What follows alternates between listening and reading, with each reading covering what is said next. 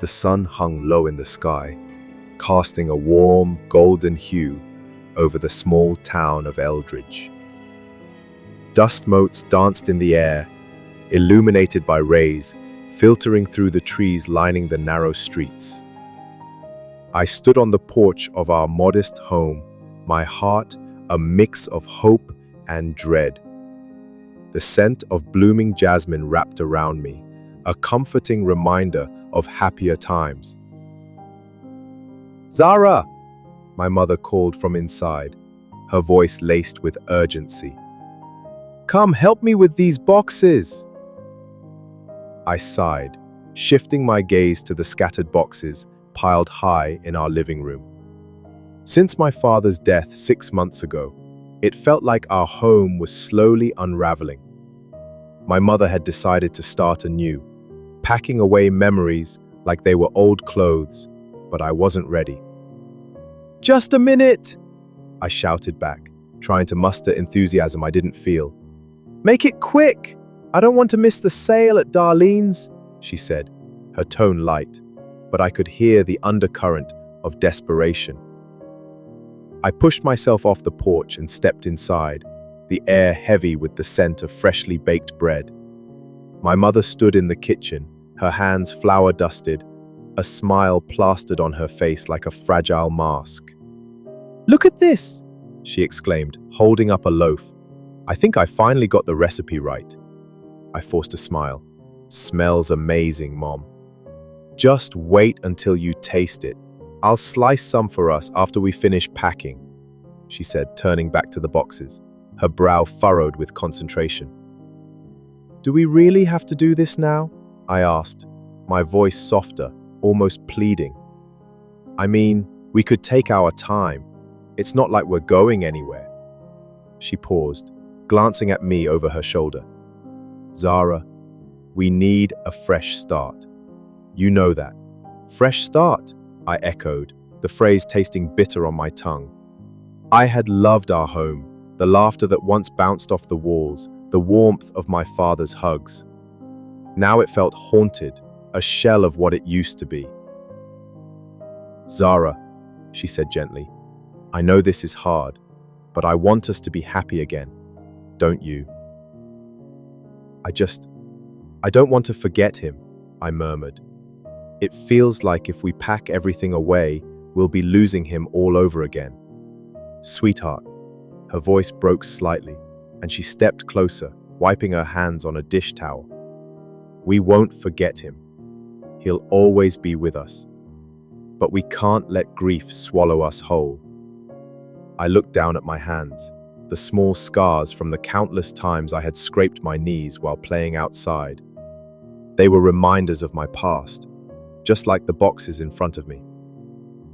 "Okay," I finally said, my voice stronger. "Let's get this over with." Heaviness in my heart. I think he just liked watching us laugh. Exactly. He loved seeing you happy. As we continued packing, I felt the weight of the world pressing down on me. I needed to talk to her about the other thing that was gnawing at me, but how could I bring it up without breaking her heart? "Mom," I began, hesitating. "What if you met someone, someone special?" She froze, her hands stilling over the box. "Zara, I'm not saying you should, just what if?" "I don't want to think about that right now," she said, her voice trembling. "I'm not ready, but what if you never are? You deserve to be happy too. I loved your father. It's too soon, don't you think?" I nodded, biting my lip. "I just want you to be happy, Mom, but I don't want to lose you too." Her eyes softened. "You won't lose me, I promise." "Okay," I whispered. With the heaviness between us still lingering, I turned back to the boxes, shoving aside the memories that threatened to drown me. It wasn't long before the doorbell rang, slicing through the tension like a knife. Who could that be? Mom wondered, glancing at me with surprise. "I'll get it," I said, moving to the door. I swung it open, revealing a tall figure with dark hair tousled by the wind. My heart skipped a beat. "Hey, Zara," he called, his grin bright as the sun. "Ravi," I exclaimed, my spirits lifting instantly. "Thought I'd check in." Heard about your mom's packing operation, he said, stepping inside with an easy confidence that made me feel lighter. Yeah, it's a little chaotic, I admitted, glancing at Mom, who was watching us with a soft smile. Need help? He offered, already eyeing the boxes. Definitely, I replied, grateful for his presence. Great, I can lift the heavy ones. You know, the ones with all the dad jokes, he teased, his eyes sparkling with mischief. I laughed, the sound bubbling up like a long-buried treasure. You're terrible. Aw, come on, they're a classic, he replied, feigning hurt. Mom chuckled behind us, and I could see some of the tension easing from her shoulders. As we started unpacking, Ravi and I fell into an easy rhythm, our banter flowing like the gentle breeze outside. Do you remember that time we tried to build a treehouse? He asked, his eyes gleaming. Oh God, yes. We thought we were going to be the next architects. And then we fell out of the tree. He laughed, a sound that made my heart flutter. I still have that scar, I playfully poked his arm. You mean your battle wound? Exactly. A true warrior, he declared, puffing out his chest dramatically. Mom watched us, her smile softening. You two have always had a special connection, haven't you? Ravi's cheeks flushed slightly. We're just friends, right, Zara? Sure, I replied, my voice teasing but my heart racing. As we continued to laugh and share stories, I felt a warmth spreading through me, a reminder that life still held moments of joy, even amidst the sorrow. But underneath the laughter, the looming shadow of the past still whispered. My mother's future, our family's future, felt uncertain, and as I glanced at Ravi, I couldn't shake the feeling that this was just the beginning of something far more complicated than I could imagine. Want to take a break? He asked, wiping sweat from his brow. Yeah, I could use a breather, I admitted, sinking into the worn couch that had held so many of our family memories. Good idea. Besides, I think I need a snack after all that heavy lifting, he joked, faking exhaustion. Okay, snack time. It is, Mom chirped, standing up. Do you have any of that amazing bread? Ravi asked, his eyes bright. Of course, she replied, heading to the kitchen. As they chatted, I felt a flicker of something within me, a spark of hope. Maybe, just maybe, there was a way to find happiness again. But as the laughter bubbled around us, a shadow crossed my mind. What would happen when my mother finally faced her fears? Would our lives change forever? Or would we find a way to hold on to each other, even as the world shifted beneath our feet? The door creaked slightly, and I turned to see a figure standing outside, watching us. My heart raced as I recognized him. Hey, you! I called, unable to keep the surprise from my voice. But the figure just stood there, a frown creasing his brow, as if he were caught between two worlds. Who's that? Ravi asked, his brows furrowing with curiosity. Just someone from the past, I whispered, feeling the weight of the moment settle heavily on my shoulders. As the door swung slowly open, I knew whatever came next would change everything. The sun dipped low over Bidtown, casting long shadows across the cobblestone streets. Its warm glow filtered through the trees lining Maple Street, where I sat on our porch, the wood creaking beneath me. I traced the grain with my fingers, lost in thought, as the faint sound of laughter drifted from the park down the road. Kids played, their joyous screams puncturing the heavy air like a burst of color in a grayscale world. Zara, my mother's voice called from inside. It was warm and inviting, but a layer of something unspoken lingered beneath. I turned to see her in the doorway, her hair slightly disheveled, hands on her hips. Can you help me with dinner? Yeah, just a second. I hesitated, glancing back at the park. Ravi would be there, no doubt, his laughter ringing out like music. Zara, my mother sighed, a mix of affection and worry in her voice. She stepped outside, the door creaking behind her. You know, Just because Dad's not here doesn't mean we have to avoid talking about him.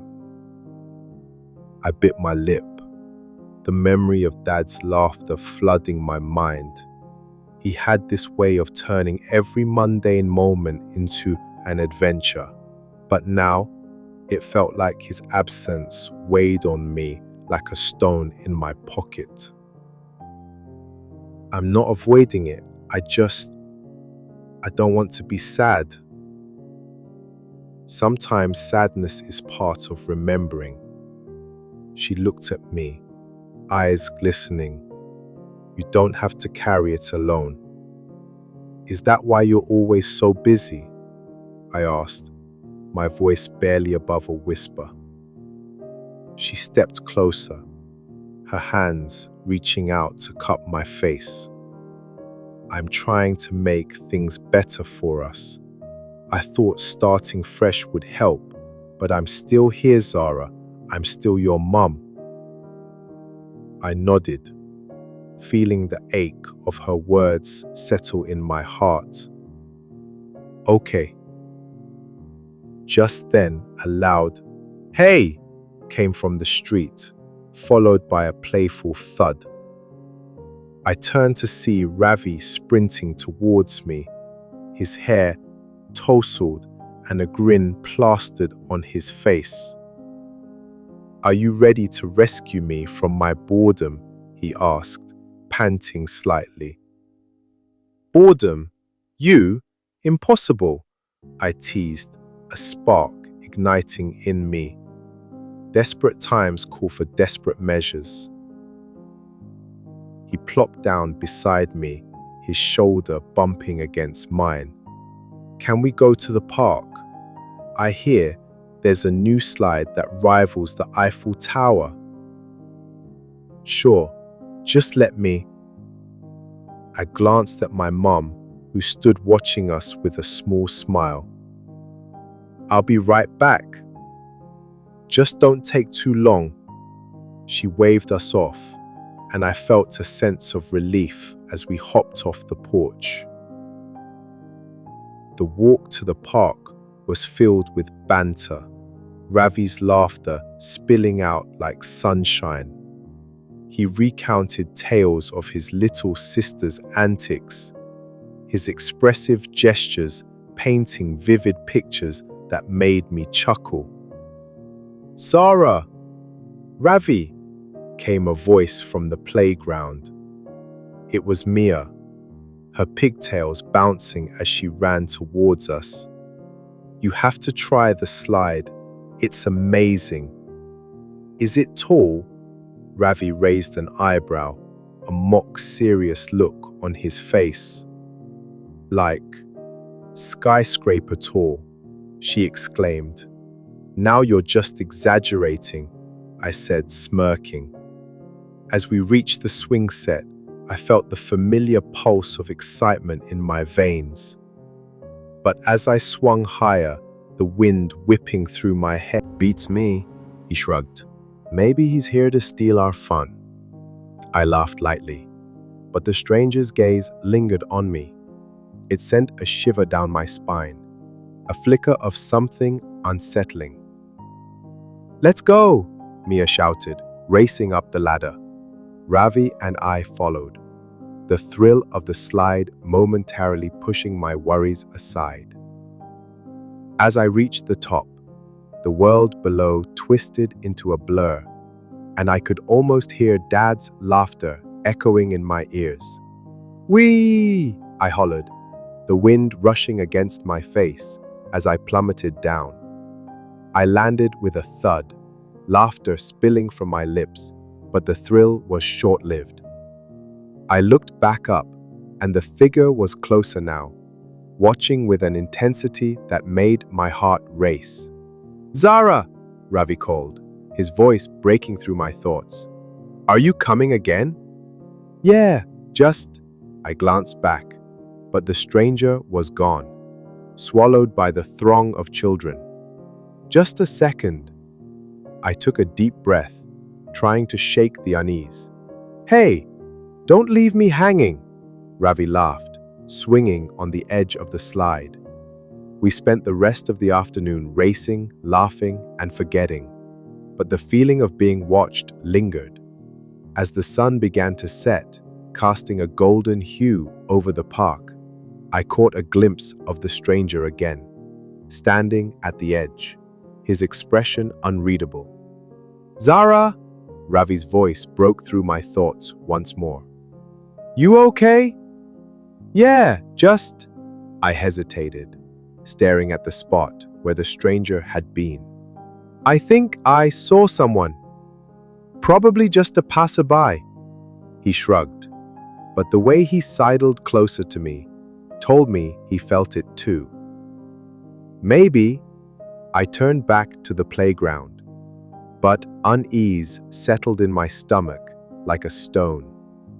As we walked back home, I couldn't shake the feeling that something was about to change in Bidtown. Something big. "Hey," Ravi said, nudging me. "What's with the faraway look?" "Just thinking about everything." "Everything? Like how I'm the best slide partner?" He grinned, trying to lighten the mood. "Sure, that too," I laughed, but the tension coiled in my chest wouldn't let go. We reached our porch, and I looked back at the park one last time. The laughter had faded, shadows creeping in as twilight descended. "See you tomorrow?" Ravi asked, lingering at the bottom of the steps. "Definitely," I smiled, but as I turned to go inside, I felt a chill race down my spine, like someone was watching, waiting for the right moment to step into my life and change everything. The door clicked shut behind me, but the feeling remained, a whisper of uncertainty. "Dinner's ready. You should eat something." Her voice was soft, but the underlying tension was like a string pulled too tight. "I'm not hungry," I said, a familiar pang of guilt washing over me. "You need to eat. We both do," she insisted, her footsteps approaching the balcony. I watched as she stepped outside, her eyes searching mine, as if trying to find the pieces of me that had scattered since Dad died. "Please, just come in." I nodded slowly, the weight of my sadness heavy on my chest. As we moved to the small kitchen, I could hear the clatter of plates and the sizzling of something unidentifiable. It was a sound I used to find comforting, but now it felt like just another reminder of our broken home. "Mom," I started, hesitating. "Do you think Dad would have liked this?" She paused, her hands hovering over the stove. "He would have loved it. Remember that time he tried to make pasta and nearly burned the house down?" I chuckled softly, a sound that felt foreign. "Yeah, he was so proud of that disaster." "Exactly," she smiled, but it quickly faded. "I just wish I could hear his laugh again." "Me too," I murmured, lowering my gaze. The silence stretched between us, filled with unspoken words and memories that hung like ghosts. Then came a knock at the door, sharp and unexpected. "Who is it?" Mom called, her voice tightening. "Ravi!" I shouted, a flicker of excitement cutting through the gloom. The door swung open, revealing my longtime friend with his ever-present grin, a breath of fresh air in the stale atmosphere. "Hey, Zara! Your mom cooking up something delicious?" "Maybe," I replied, glancing at Mom, who rolled her eyes playfully at Ravi. "Just trying to keep us alive," she joked, but her smile didn't reach her eyes. "So, what's the plan?" Ravi asked, leaning against the door frame. "You both should come out with me tonight. There's a new cafe that opened up near the park. They have the best chocolate cake. Sounds tempting, I said, but the thought of leaving the confines of our home felt daunting, like stepping into a world I wasn't ready to face. Come on, it'll be fun, just for a bit. We can talk about, anything besides. His voice trailed off, the weight of unspoken grief hanging heavy. Mom looked at me, her eyes softening. Maybe a little outing wouldn't hurt. It's been a while since we've done something together. Fine, I relented, the spark of rebellion igniting within me. But only for a little while. Jogged ahead. Race you to the cafe. Wait, I shouted, but he was already off, his laughter ringing like a bell. Slow down, I yelled, chasing after him. The cafe was a charming little place with fairy lights strung above, casting a warm glow over the outdoor seating. The aroma of freshly brewed coffee mixed with sweet pastries hit me like a wave, momentarily distracting me from my worries. See, isn't this great? Ravi grinned, pulling out a chair for me. Yeah, I guess, I mumbled, still feeling a twinge of hesitation. Mum joined us a moment later, her smile reflecting the twinkling lights. What are you two up to? Just planning our world domination, Ravi joked, his playful tone easing the tension. Oh, is that all? I thought you were just here for the cake, Mum teased, her eyes sparkling with warmth. Cake is essential for our plans, obviously, he replied, winking. We ordered a slice of the famed chocolate cake, and as we waited, the conversation flowed. Stories of our childhood spilled out, laughter bubbling like a brook, yet undercurrents of sorrow lingered. Remember the time we tried to build that treehouse? Ravi said, his eyes bright. I remember we almost fell out of that tree, I laughed, the memory a bittersweet reminder of simpler times. Yeah, and your dad saved us just in time. He always had a way of making everything feel okay. The laughter faded as the weight of reality settled back in. Sometimes I think about him, I admitted quietly. Like, what he would say if he were here right now. Mum's eyes glistened as she reached for my hand. He'd tell us to enjoy life, to find joy, even in the smallest things. I nodded, but the thought of joy felt elusive. Just then a figure caught my eye, a shadowy silhouette standing across the street watching us. I squinted, trying to make out the face, but just as quickly as I saw it, the figure melted into the crowd. Zara? You okay? Ravi's voice pulled me back. Yeah, just thought I saw someone I knew. Anyone interesting? He asked, curiosity piqued. No, just an old friend, I lied, but my heart raced. The evening wore on, and we shared slices of cake, laughter, and stories, but the mysterious figure lingered in my mind. As we walked back home, the streetlights flickered, casting long shadows that danced like specters. Do you think things will ever get better? I asked, my voice barely above a whisper. Ravi glanced at me, his expression serious. We can't change the past, Zara, but we can shape our future. Together.